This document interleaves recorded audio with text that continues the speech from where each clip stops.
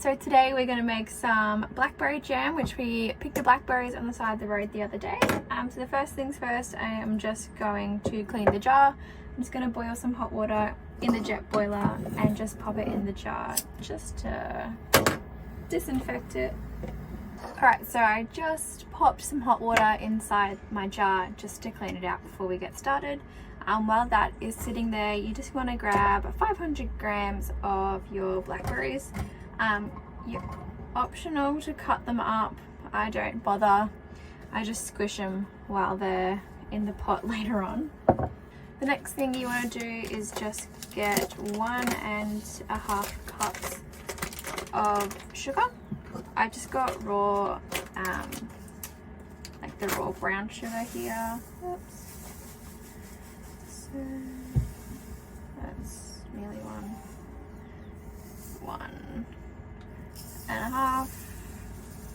Don't have a half a cup because Timmy broke it, so this will do. Alright, so 2 tablespoons of lemon juice.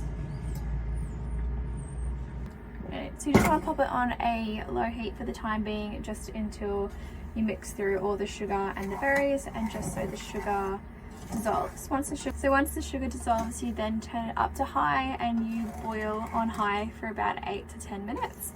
And then that is your jam all done. So here goes.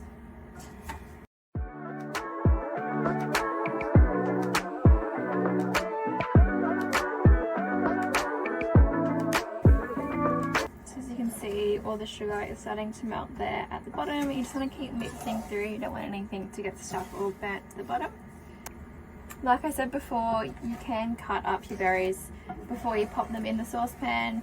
I've done this before with strawberry jam, and I just got like the potato masher and just popped it in the pot afterwards and just squished them all up that way. So it's really up to you. I'm just going to squish these in once they're kind of all dissolved together, and that'll be good enough. As you can see, the sugar has melted a heap in there and is mixing nicely with the blackberries. So you want to do this a bit longer. It's still a bit grainy, so you just want to do it until all the sugar is dissolved and then bring it up to the boil. So this recipe is meant to make 2 jars of jam. And it's the exact same recipe as well with whatever berries you like. I've done the same with strawberries. It was actually really good strawberry jam, not to boast. So my jam is nearly there, ready to turn up to high heat. Everything has dissolved in nicely. I just want to keep scraping the edges just to make sure no sugar is stuck to the edges either. Just get a little bit up there. Alright, well that's looking good. So now I'm just going to turn it all the way up to high and let it boil for about 8 to 10 minutes.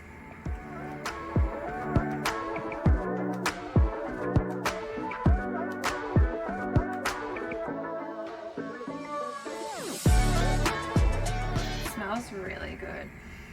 Like this and maybe like apple crumble, I reckon go really nicely together.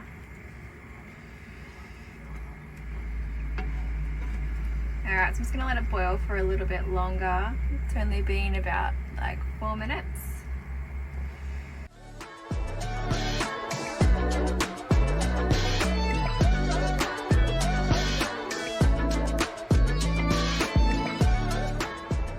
Sponge has been in the picture the whole time. Alright, so that is the jam done. As you see, I just smushed it a bit with the potato masher, and it's just thinned it out a little bit more. I'm just going to wait for it to cool down and then I'll pop it in the jar, and that is all done for blackberry jam. Alrighty, so my jam's all cooled down and I've cleaned out my jar, so I'm just going to very carefully pour the jam into the pot and pray it doesn't spill anywhere.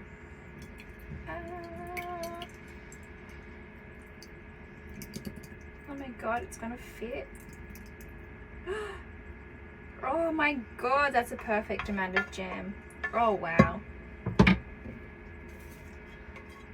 at that. jam gods are on our side. Oh my god. How perfect. Like literally nothing's left in the pot and the jar is literally full. So I'm just gonna tidy up the edges. The next thing that you can do if you are making a few jars of jam is that you do boil a pot on the stove, and then once the water comes to boil, you pop the jam jars in there with the lids on and you pop them on tight, and I don't know, I think with the water boiling helps airtight the jars, what have you. So yeah, but I've just got one jar of jam which we'll use all up, so that's a jam.